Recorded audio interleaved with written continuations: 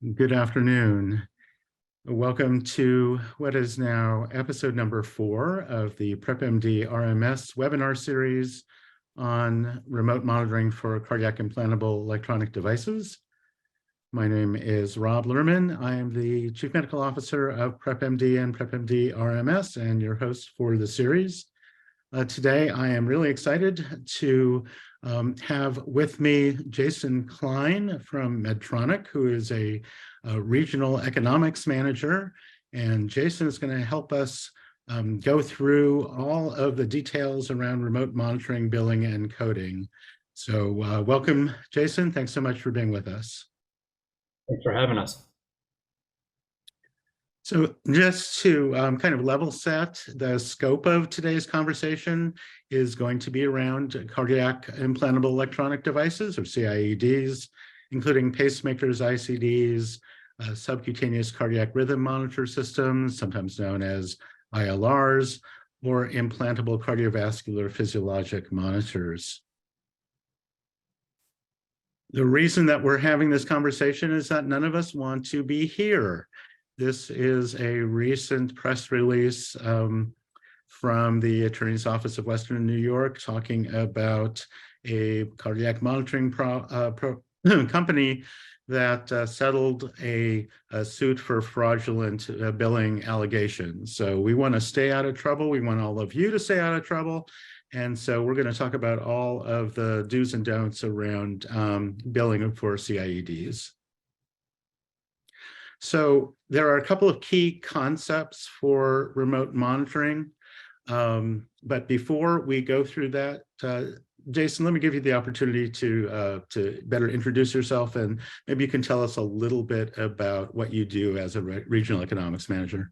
Sure. Thank you, Dr. Lerman. Appreciate that. So certainly as a regional economics manager, really focused within Medtronic on that cardiac rhythm, the ablation side, certainly the cardiac rhythm, pacemakers and ICDs, our cardiac diagnostics such as Link, and even getting into some of our other PI portfolios such as Tyrex, and really getting into all different variants within that. So conversations that I have on a daily basis can be looking upstream. So looking at different tools that we have in the market access space and trying to help uncover what that population of patients look like, down to the point of service or the point of procedure and that coding coverage payment scenarios. So all those different scenarios, much of which we'll talk about today. And then also that downstream value as well. So Medtronic does a great job of providing great clinical outcomes, but we also can speak to the great economic outcomes that come along with that clinical outcome. So very broad reach from a regional economics perspective. So thank you. That's great. Jason is going to really share his expertise, and I know that I personally have greatly benefited from the insight of Jason and when I was in practice of his colleagues across the country. So let's level set on a couple of key concepts. I think it's very important to make sure that we all understand that the billing and coding requirements that we're going to talk about today are important, but they don't tell you how often device checks are to be done. That is really a clinical decision, and device checks should be done as often as is medically necessary at the discretion of the provider. In fact, for remote monitoring of CIEDs, both the clinicians and even third-party monitoring services don't always control the frequency of transmissions. There are patient-initiated transmissions, device-initiated transmissions based on alerts. However, what we do have control of is how often we bill and for which services. Another thing that's important just for the purposes of this particular conversation is that the scope of this webinar is on traditional Medicare requirements and reimbursement. Medicare Advantage or Medicaid or private payers may have other requirements, such as, for example, prior authorization that we're not going to talk about today. So always contact your Medicare administrative contractor or payer for details and requirements for specific patients and localities. Now, this particular webinar is so important that we have not one, but two disclaimers. And this is ours from Prep RMS. And I think the important thing here in all seriousness is that the discussion here is for general information purposes only. It does not constitute any legal or coding or business advice or recommendations. And the provider always has the ultimate responsibility to determine medical necessity and to submit the appropriate codes and charges. We have done the best we can to provide accurate information. I will tell you that even though Medicare wants us all to be compliant, they don't always make it easy to understand some of the complexities, as we'll get to later. But we're going to try and go through it the most we can. And Jason, if you'd like to comment from the Medtronic standpoint. Yeah, certainly. You said it best. I think it's, again, not providing any legal advice, recommendations. We're certainly going to have some great conversation here today, looking at a lot of these difficult scenarios to walk through, but realize that that's not going to be regarded as recommending clinical practice. That's up to you as the provider at home to constitute for your patients. Great. So again, just to level set, we're talking mostly about Medicare rules and regulations. So Medicare is a federal health insurance program, mostly for seniors over 65 and some others. It's always dependent upon medical necessity. So regardless of any of the other rules or regulations that we talk about, the bottom line is that Medicare is going to reimburse for procedures and diagnostic tests that are felt to be medically necessary, and that is always going to be an additional requirement above and beyond any timing or other rules and regs that we're going to talk about. Just to refresh on the concept of the Medicare Administrative Contractor, or MAC, we're going to throw that term around a lot. So a MAC is a private healthcare insurer that's actually been awarded a geographic jurisdiction to process Medicare claims for their fee-for-service beneficiaries.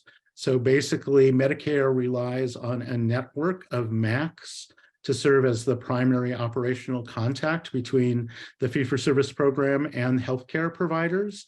And the MACs at times have a fair amount of latitude, not only to process claims, but to establish local coverage determinations called LCDs, as well as to review claims and medical records when appropriate, which is why when we talk about when in doubt to consult your local MAC, that's who we're talking about.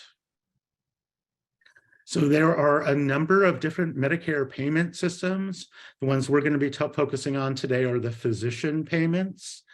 Payments to physicians is received for each CPT procedure code based on a fee schedule called the Medicare Physician Fee Schedule, which is updated annually, at least annually on July 1st. There are typically updates throughout the year. And again, this is why you really have to always make sure that you're up to date, because things can change even mid-year. But it's also important to realize that if you're working in a hospital or an ambulatory surgical center, there are different payment systems that Medicare has, and the reimbursements can be different. So what are some of the basic billing considerations to think about for remote monitoring of CIEDs? One is, what kind of device is being monitored? Where's the service being performed? Is it in clinic? Is it remote at the patient's home? Are these services that should be billed globally with separate technical and professional codes? And we'll talk about the differences between those. Who's actually performing those different technical and professional codes? And based on that, are modifiers necessary? What are the particular procedures being performed, and what are the corresponding CPT codes? And of course, are the services billable based upon the timing requirements? And so we'll start out with a basic question of how often should these devices be monitored in general, whether you're in clinic or monitoring remote? And the answer, of course, is it depends on whom you ask. So right now, I'm going to ask Jason to walk us through some of the evidence that we have and maybe touch on kind of what we don't have. Right, and it's such a great question because it really varies, right? And I think the first thing I want to speak to is that This all depends on that patient, and it really goes back to the provider. The provider was the one that implanted that device. Therefore, they know that patient's past medical history, the indication that resolved for them to receive that therapeutic device or diagnostic implantable device. And therefore, they also know what that follow-up routine is best fit for that individual patient. And so that's kind of where that guidance should really start. Secondly, and just show that these are guidances, not mandates. And so to follow along with those really helps set up, as you manage your patient population in your device clinic, what routine you want to have within your device clinic. So for example, looking at that top line, CMS has put out a national coverage determination. We'll direct your sight to the right-hand side to note that it's not been updated since 1984. But do know that, as it speaks to pacemakers, for instance, it speaks to routine and asymptomatic management. So that being one device evaluation per year. Again, that doesn't clarify the place of service. I think what they're getting there too is, that possible remote transmissions. But as you start to look down into some of these Medicare administrative contractors below, as you so well described earlier, they start to put in some further language to help clarify that. Again, likely because it hadn't been defined since 1984. And there's been a lot of changes since then in our therapeutics since then. So we've got a local coverage determination for Novitas. For instance, for pacemakers, it speaks to those CMS guidelines above should be included. But what about those symptomatic patients? Certainly, whether that's remote or in person, that monitoring can be combined with that standard asymptomatic or routine follow-up when medically necessary, right? So it allows you some variance there to manage those patients at will, or at least provide you some guidance to say inpatient or in-person versus remote, what really should be the best process. So again, those would change, and certainly we recommend to look at your local coverage determination based on your own Medicare administrative contractor. But then also from a CPT code perspective, and we'll talk about this later, all those individual CPT codes have some very finite guidelines, and we'll speak to those. But really from a remote monitoring perspective, it's looking at, once every 90 days, right? A period of time that we're going to monitor this. So that should help provide some substance in terms of how you initially set up the monitoring of those patients. And then the next slide will start to speak into what do the societies say, to really give you some further guidance around how do we manage this. HRS has updated these as of 2015. Many of you probably have seen some of the language come out recently, commenting on what proposed to be an eventual change to this in the future, and we'll see what that says. But as it speaks here, I think it speaks to at least one in-office transmission per year. Versus remote transmissions on the pacemaker side, everywhere from 3 to 12 months. So again, some variability there, or even on the ICD side, 3 to 6 months. So again, providing you some leeway, but at the same time, some guidance in terms of how these patients should be managed. Thanks, Jason. I think it's important to point out that the national coverage decision from CMS for pacemakers goes back to 1984 and hasn't been updated since then, which, as we all know, predates the modern era of remote monitoring. And they provided no guidance on ICDs at all. So we really have to rely on, as Jason pointed out, some of the local MACs decisions, as well as the CPT code guidance and a society. And we seem to be able to get along pretty well with those, but it is certainly interesting that CMS hasn't made a national update in quite some time. So in addition to trying to determine how often these devices are checked, there are some additional Medicare requirements that we do know are important. And maybe, Jason, you can talk about some of these documentation issues, as well as some of the issues around the type of physician supervision that is important, both for in-clinic and remote monitoring. Yeah, certainly important. I think what I'll base this all on is device interrogation, whether it's remote or in person. It's a diagnostic test, right? And similar to any diagnostic test that's being performed, whether albeit in your cardiology office, call it a tilt table test or a 12 lead. Again, it's a diagnostic test and it needs a written order, right? And so that written order will help document certainly that patient's medical history, but also what actually is being ordered here. That's simple on the written order side, but then medical necessity. And this will come in later on as well when we start to talk about the heart failure diagnostic side or implantable cardiovascular physiologic monitoring, where we need to have that medical necessity documented.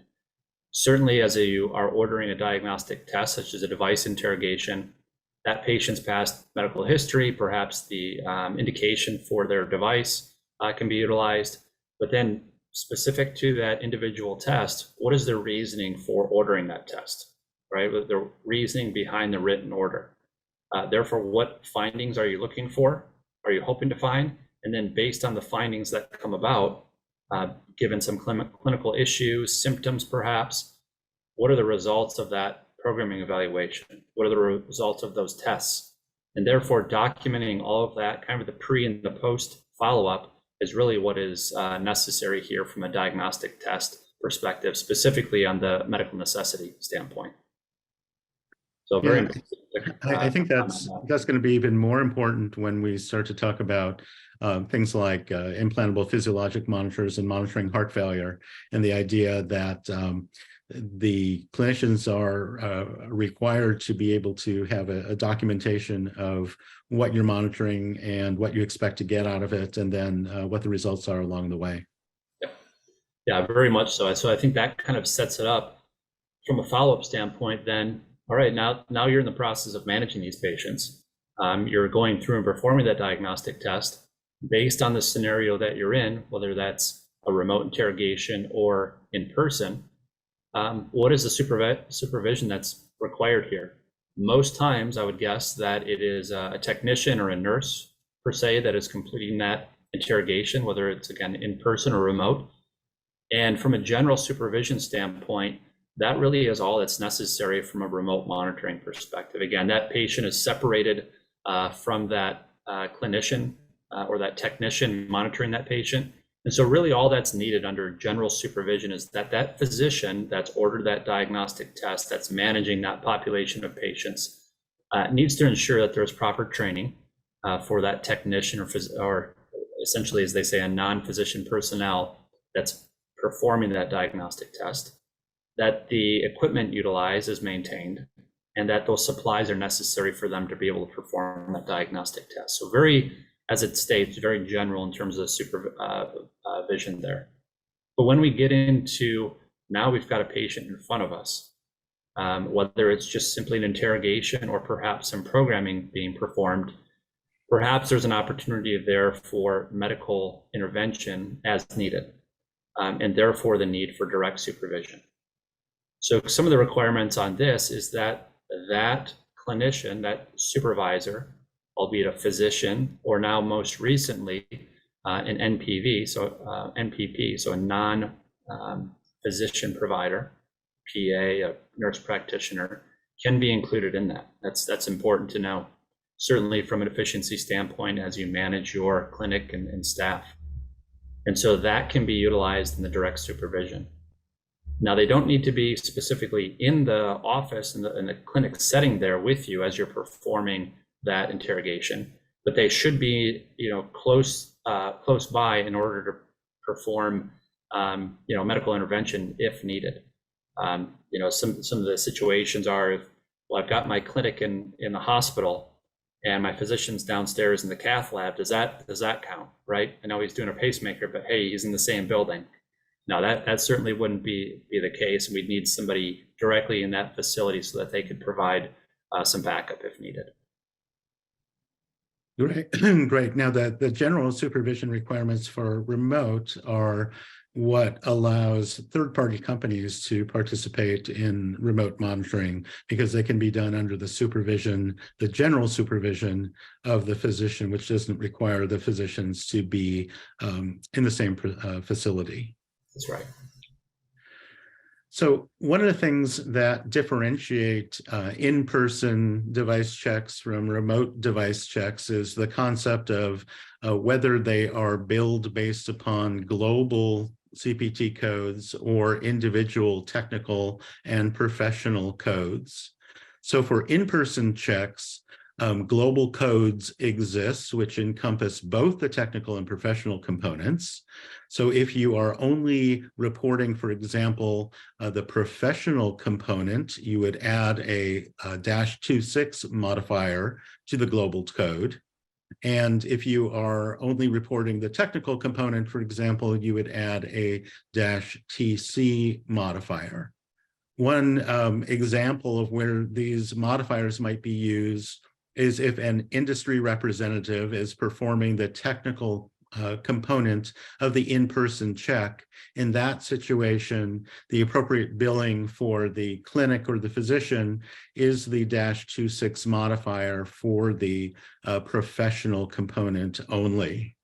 Now, on the remote CIED side, it is largely different with one exception. There are separate technical and professional codes, and third-party companies will frequently perform the technical component under general supervision, as we mentioned. And it's important to note that remote CPT codes are appropriate whenever a patient is not physically at a healthcare facility to receive the service. So, Jason, can you help us better understand some of the details that distinguish the professional component from the technical component? Yeah, certainly. So I think you did a great job of explaining and separating those as they're global within that in-person, separate from the remote. It's important to know because they are certainly different. There's different work that's going on, right? If you think about that entire diagnostic test that's being performed, from the written order to the final signature of the physician, there's a lot that goes on there. And so that's broken down into the professional component, which certainly is that physician's interpretation, right? They've written up on the medical necessity of that test, and therefore the results of that test, that written order that they initially prescribed. And so that's the documentation of all of those tests being overseen. And so that is what's encompassed within the professional component, that analysis of that diagnostic test. Separate from that is that technical component, right? And that can include a number of things. So it's typically that technician or perhaps a nurse that's working on that device, whether remotely or in person, downloading the data, management of that data, perhaps even some of the technical interpretation of some of the results of that data and helping translate that to the physician. But that really is kind of that entire technical component of the management of that data. And from a cost perspective, in terms of why there's a certain amount, adjudicated towards that, it's all based on that, right? It's based on that administrative time and capacity to be able to work in that, but it's also to support the equipment that's utilized to manage that device, and perhaps even some malpractice expenses. So a lot that's performed in there when you start to look at how much is reimbursed from the professional component to the technical component. One would think it would just be very heavily weighted to the professional because that's where a lot of the interpretation is being done. But also there's certainly a lot of work on that technical side that's being done behind the scenes, albeit. Right. So if you look at this example for ICD evaluations, it is a schematic that kind of illustrates some of the broad different types of device evaluations that can happen. The in-person evaluations ultimately all lead down to global codes, and on the remote side, you're always going to end up with a professional analysis and a technical analysis. And this is really where we're going to be focusing on for the remainder of the conversation today. So remote monitoring is billed by monitoring periods. It's very different from just about everything else that we do, which tends to be encounter-based. If the patient comes to the office for an office visit, that is a single a day and a single encounter that you bill for that. Likewise, if a patient has a diagnostic test like an echocardiogram or a treadmill. Remote CIED management codes actually represent all the work that occurs over the entirety of the monitoring period, honestly, whether it's a little bit of work or a lot of work. For pacemakers, ICDs, and CRT devices, that monitoring period is 90 days. And for the subcutaneous cardiac rhythm monitors, or ILRs, and the implantable physiologic cardiac monitors, like those that are embedded in CRT devices, that monitoring period is 30 days. And these are kind of the two big important numbers that need to be taken into consideration when you look at billing for these type of devices and consider the concept of these billing periods. So we're not going to go over every single CPT code in detail, but we will kind of run through the highlights. And so for implantable pacemaker remote evaluation, the professional code is 93294, and it is, again, interrogation of the device remotely up to 90 days. Importantly, it doesn't matter if you've got a single chamber device, a dual chamber device, or a CRT device, or even a leadless pacemaker system. The professional code is the same, and it includes the analysis, review, and report by a physician or other qualified healthcare professional. It's important to note that you really have to include all components that are specified for by the CPT code in order for that CPT code to be reimbursed. You have to have a limit of once every 90 days that you can report this code. And you can't report the code if the monitoring period is less than 30 days. So, for example, if a patient's device or monitor gets disconnected after 10 or 20 days of monitoring and is not reconnected until the next monitoring period, you really cannot bill for the monitoring period that you had less than 30 days of active monitoring. On the technical side, there is interrogation remote, again, up to 90 days, again, each type of device. And the required elements here include data acquisition, receipt of the transmissions, a technician review, which frequently involves creation of a preliminary report, technical support, and distribution of results. Again, you can report this every 90 days, and you have the same requirement of monitoring for at least a 30-day period. Jason, did I get that right? Yeah, it looks great. I mean, that really kind of encompasses that technical component, really, of all those pieces that have to come together, and why that is so different than the professional component. So on the ICD side, the code is 93295, and it is very, very similar to the pacemaker side, except for an ICD. And the technical component is exactly the same requirements and the same code, the same 93296 is applied for ICDs as well as for pacemakers. Oops. For the ILRs, the professional code is 93298. And again, it requires analysis of the heart rhythms by a physician. The technical side is G2066, and we'll talk, actually, maybe we'll take that opportunity now to talk a little bit about this code, because it is the subject of a fair amount of confusion. It is used both for ILR monitoring on the technical side, as well as for implantable cardiovascular physiologic monitors on the technical side. The timing here, the monitoring period is up to 30 days, and you have similar type of requirements to that of the 93296 on the device side. But Jason, maybe you can comment a little bit about the G code and how that changed in the last couple of years. Yeah, a lot of history with that, and as you know, remote monitoring billables kind of came about around 2009 for cardiac monitoring services. And the 93299, so it's the G2066 predecessor, for those of you that remember that 93299, that was the initial code that was set up for loop recorders, implantable cardiac monitors, different acronyms for the same device. But yes, that was the case. And then it had a carrier price. So there's a lot of variability in that pricing across the country. A lot of different Medicare administrative contractors put different weights on that.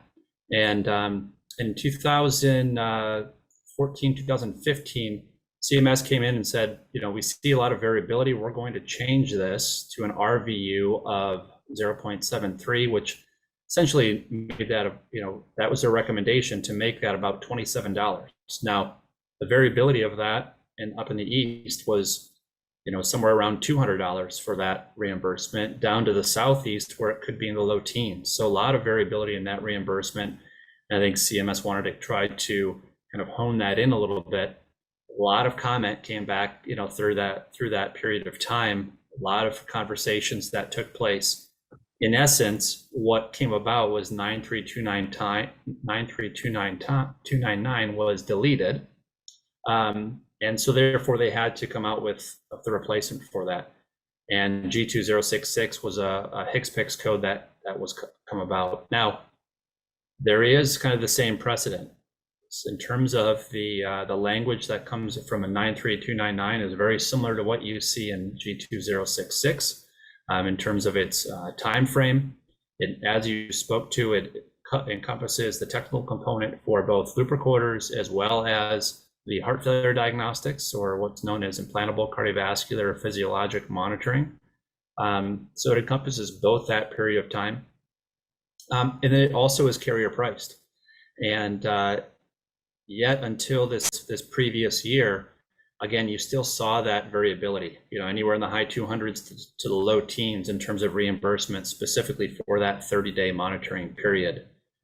Up until that point, like I said, about a year or so ago, MACs such as NGS, Novitas, WPS honed that back in and changed those back to probably what's something more similar to what you would see reimbursement rate for the 93296. Again, that technical component for a remote service for ICDs or pacemakers. Still a lot of conversation and comments going on about that today, and I think that's one to watch out. Because it may be changing as we see over time, perhaps likely as it is a HCPCS code as opposed to a pure CPT code. So a lot of thought there, a lot of one to watch, certainly over time. Yeah, thanks for that great explanation. I think this is certainly a point of quite a bit of, frankly, emotion on a lot of sides. The discrepancies were truly remarkable. The impact on the patients, I think, is something that wasn't always appreciated, because if you have a fee-for-service Medicare patient that doesn't have a secondary insurance coverage, they'll be responsible of 20% of the cost. And if you are billing $200 a month, as you sometimes could in the Northeast previously, then the patients are going to be responsible for a fairly high chunk of that, potentially every 30 days, which can be rough on a fixed income, a senior individual or family.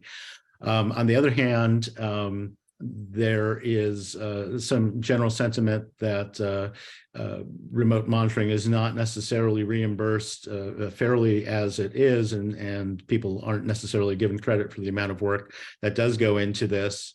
And so I don't necessarily know that the happy medium has been identified yet. This is, again, where the concept of the MACs is important, because the MACs have made significant changes, as Jason alluded to, in some of the areas. Now, here where I live in California, they actually increased the reimbursement from about $40 $14 or $15 up to about $29. So there really is still, there's some variability, not as much as there used to be. I know that the professional societies in cardiology, whether it be the Heart Rhythm Society or the ACC, have been for many years now lobbying Medicare for a national coverage decision to try to standardize the reimbursement for this code. Maybe this is the year that we'll get it. Okay. Moving on, I do want to just briefly touch on the T code 0650 for subcutaneous rhythm monitors, or ILRs. This represents the new technological ability for some devices to be remotely reprogrammed. And this is a programming code as opposed to all the other remote monitoring codes, which are just interrogation codes. Part of the significance of that is that it is, like the in-person evaluations, a global code that encompasses both professional and technical components. Also, as a T code, it's not universally reimbursed yet. So you can certainly bill it when is indicated, but it depends upon the region and the payer whether that will actually be reimbursed. Moving on to the implantable cardiovascular physiologic monitors.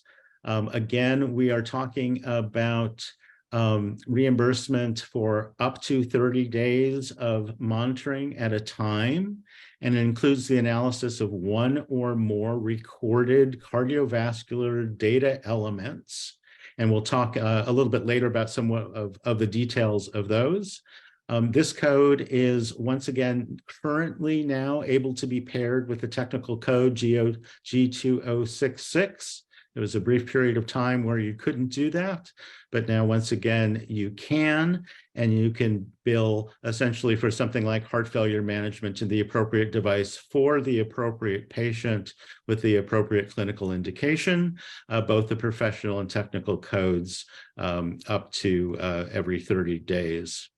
That's right. I think, just to add another comment on that, I think it's important to note that CMS, the American Medical Association, recognize the value that's there. And so they certainly have considered it a separate diagnostic test, right? Think about your 93294, 93296 as the EP side of the device, right? The management of that device, diagnostics and functionality, whereas that 93297 and the G2066 is that heart failure side, the management of the device. Separate diagnostic tests, and therefore separately billable, albeit at the same time, which I think you're going to do a great job of explaining here. Yeah, so here's the fun part. And by fun, I mean challenging. So there are a couple of different ways that different organizations have chosen to bill remote transmissions for CIEDs to try to honestly stay compliant with the rules and regulations, but at the same time be able to take appropriate advantage of reimbursement to which they are entitled based upon the codes and timing cycles. A lot of folks will still at this point bill based upon transmission encounter intervals, and they'll be focusing on the transmissions. And what do I mean by that? So let's take an example of a patient with a pacemaker that we've now understood that you can monitor in 90-day monitoring periods and then bill on the 91st day. So one way to look at it would be the patient would have their index transmission here on day 0. And let's say, for example, a transmission comes in based on an alert, for example, on day 66. That day 66 doesn't meet the 91-day or the 90-day rule, and so they would consider this transmission not to be billable. Then the regularly scheduled transmission would come in on the 91st day. That meets the rule, so that would be billed accordingly. So far, so good. But what happens when we get into the next 90-day cycle? And let's say the patient is supposed to transmit on 90 days, but they schedule, it happens 2 days early for whatever reason, and they end up with a transmission on 89 days. If you're only looking at transmission encounter intervals, you would say, well, 89 isn't 90. We can't bill that. We don't want to skip this whole cycle. So then you have to manually reschedule another transmission in 2 days and bill that one. Now that's okay, but it is a fair amount of extra work to be done. What about an example of an ILR? Here you're able to monitor for a 30-day period and bill every 31 days or on the 31st day. So the first transmission comes in on time on the 31st day, everything's good, that gets billed, but the next 30-day period comes and goes, and for whatever reason, the patient hasn't transmitted, but they ultimately transmit sometime out here 10 days later at day 40. Well, that 40 is greater than 31, so it is okay to bill that transmission. You will get reimbursed, but the problem is now that you have an inconsistent billing cycle and potentially suboptimal reimbursement because you're billing on based on monitoring intervals that are longer than 30 days. If that's what's clinically appropriate, then that's just fine. But if it's simply because you're waiting for this transmission to come in, that may not necessarily be the most efficient way to set up the program. Well, what's the alternative? Well, one alternative is to bill based on timing interval or billing interval. So let's take a look and see how that works. The idea here is that as long as there's at least one transmission that occurs during the interval that's being monitored and invoiced, billing can take place consistently on the 91st or the 31st day, at least for the technical component. And we'll talk a little bit about that in a moment. But let's play that out with these examples again. So here's a pacemaker patient. We're scheduling every 90 days, and we're going to bill on the 91st day. In this particular circumstance, the transmission comes in on day 35 or so, and no additional transmissions come in that 90-day period. Well, that's okay, because you have at least one transmission here in that 90-day period, as long as you are continuing to monitor that patient, checking the websites, for example, or your remote monitoring software to make sure there aren't any alerts, making sure the patient's monitor remains connected. As long as you are doing the work of monitoring for that whole 90 days, or honestly, at least 30 days, and have one transmission in that period, you can still bill for the technical component on day 91.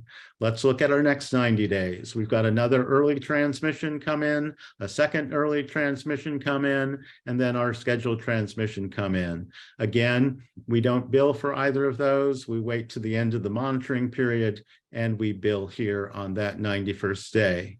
Similar concept for an ILR. Again, this time with a 30 or 31 day monitoring period. You monitor for the first 30 days, you drop a transmission on the 31st day, and you can bill for that. You restart the clock, you have another transmission that comes in during the second monitoring period. Again, you're consistently billing every 31 days, regardless of the number of transmissions that come in during that period of time, as long as there is at least one, and as long as you're meeting the monitoring requirements of at least 10 days of the 30 for an ILR or an ICPM, and at least 30 days of the 90 for a pacemaker or ICD device. And at least by doing it that way, your billing office can have a consistent billing, at least for the technical component. So why am I making this, this caveat that it's at least for the technical component? It all has to do with Medicare dates of service. And Jason, help us out with understanding the complexities and the differences between the professional and technical component around date of service.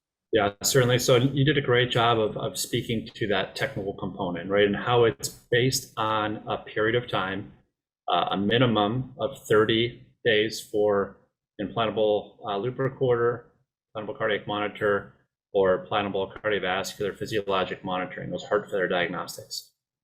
Or minimum of 90 days for a pacemaker or ICD remote monitoring, right? So it's based on a period of time, not any individual transaction.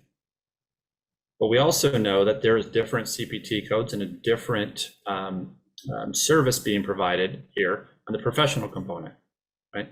And that's where that physician takes that data, as we spoke to before, and writes a report on that, right?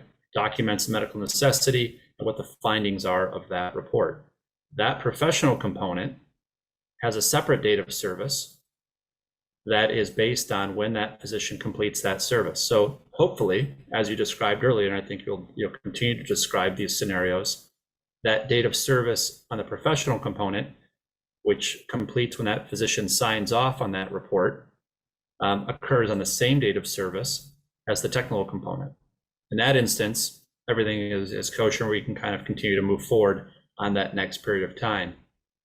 And so I think what you'll start to describe next is what happens if there is some inconsistencies with those dates of service, when that signature actually occurs, completing that date of service, compared to that relative technical component.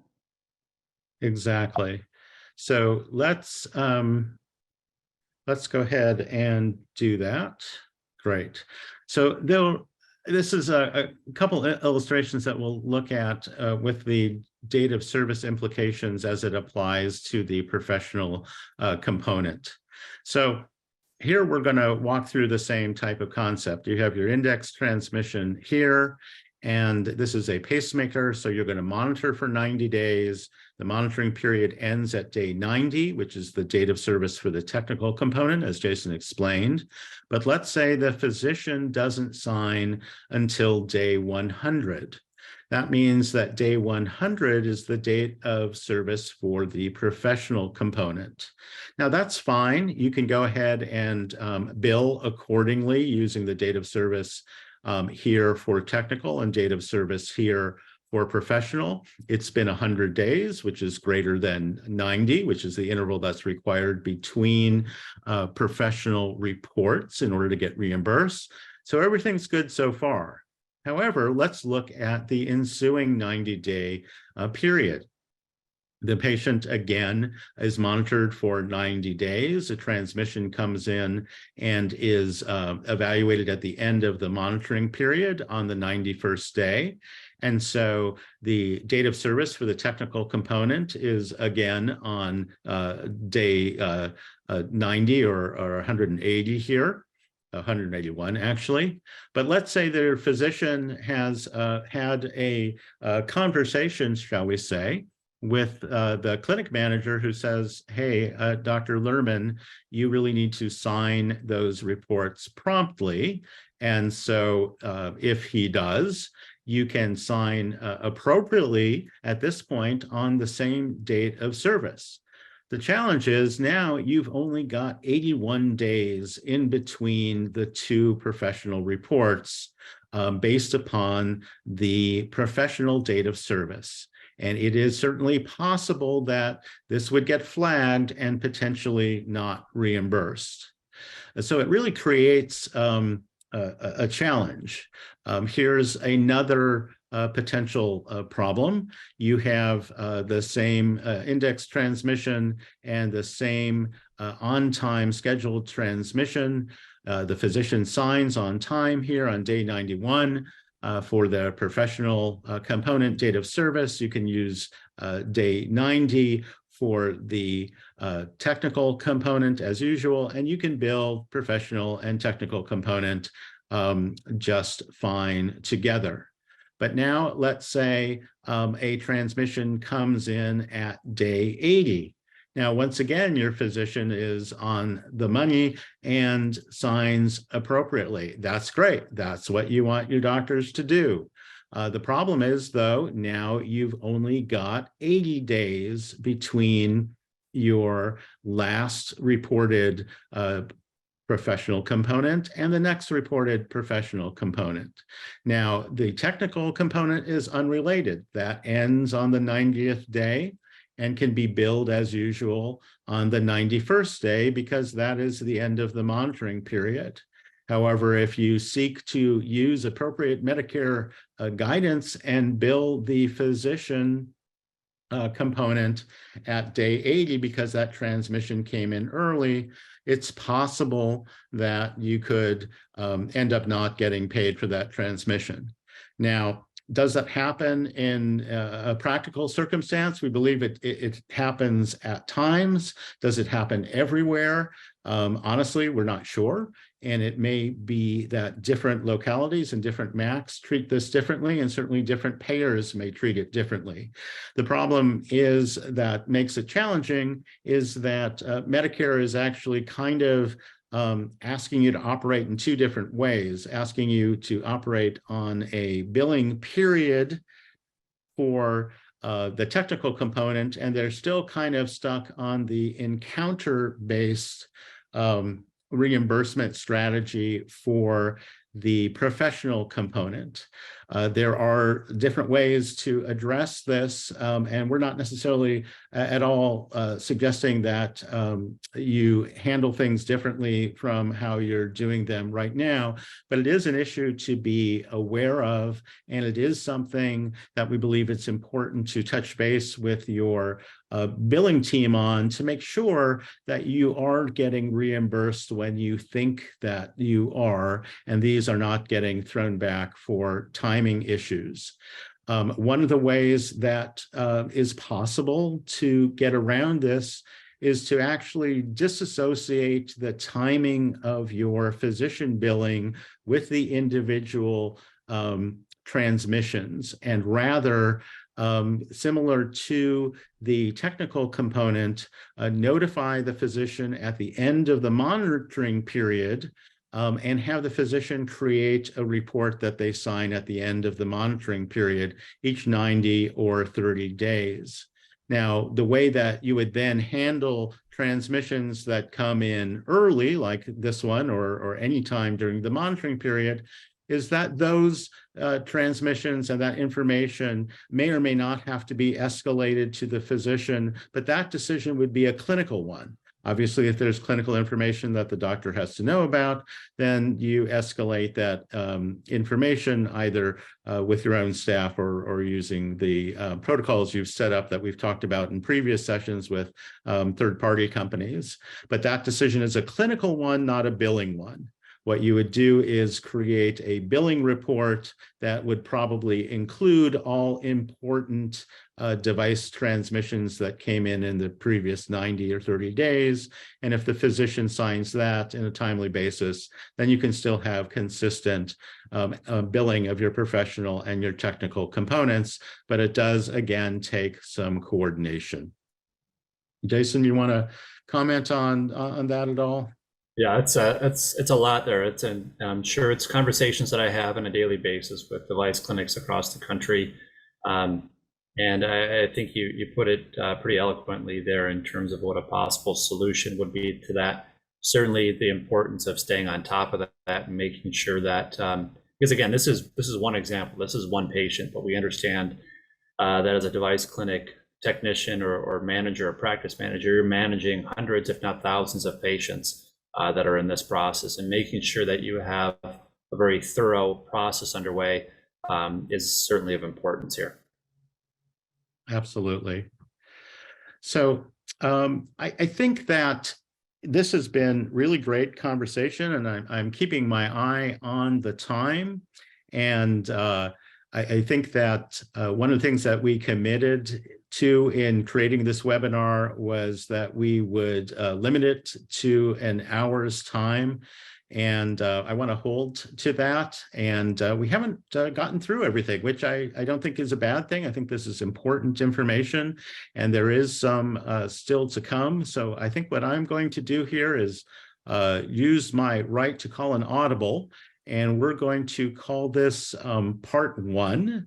And Jason, if you're willing, we'd love to have you back to complete the rest of the conversation in a couple weeks' time. Is that something that we can? I think so. There's a lot of great conversation, a lot of different avenues to work through this, and And certainly perhaps the Q&A in that we can answer many of these questions moving forward as well.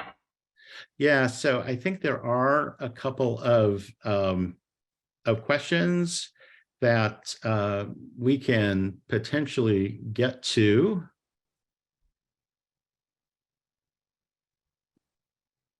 In the few minutes that we have left. So the first question that we have has to do with the requirement for monitoring for at least a 30-day period of time out of 90. So it says, if a patient reconnects and the trend data shows over 30 days worth of information, can you bill the pacemaker or ICD remote? Yeah, so a good example of that is then also on the loop recorders is the necessity of at least monitoring for 10 days within that 30-day period of time. An unfortunate example would be if that patient were to expire, so say 40 days into that period of time, or as the example that you used before, that patient device disconnected, call it 40 days into that 90-day period of time. There is a period of time that there was monitoring that occurred, and that is example of what you would want to bill for. So at the end of that 90-day period of time, you've at least monitored that patient during that period of time. Perhaps there was a transmission that occurred, albeit at the 10th day, what have you, but there is evidence there, right? The device was disconnected, or that perhaps the patient passed away at that 40th day period of time. Evidence to show that you've monitored more than that 30 days. And so that is a billable event once you reach the end of that 90-day period. So kind of both in those circumstances, though it's both a billable scenario. And I think we'll end with one more question, which I think actually makes a really good point. It says, I don't understand how a disconnected monitor can impact the billing period. We have patients that cannot connect at home at all and take the monitor to a location on the day the remote transmission is scheduled to send. We also still have devices in practice that do not send automatically. So what about for those devices that do not allow for continuous remote monitoring? Right, and so first and foremost, I think that's important to have that conversation within the practice in itself. Is that technology, certainly we understand all the different variants, localities across the country and where service may not be of best. So first and foremost, is remote monitoring the best option for that patient, or should they perhaps set up some schedule for in-office visits? That's to be determined clinically. In terms of the capabilities of that device, being able to monitor that, and I think you alluded to that earlier, a summary report of what occurred over that previous 90 or 30 days is of importance as well. And as long as that transmission had occurred, or you've received some evidence over that 30 or 90-day period of time, then you conclude that you've monitored that patient over that period of time and can continue to bill based on that. Any further comments on that? No, I think that's an excellent clarification.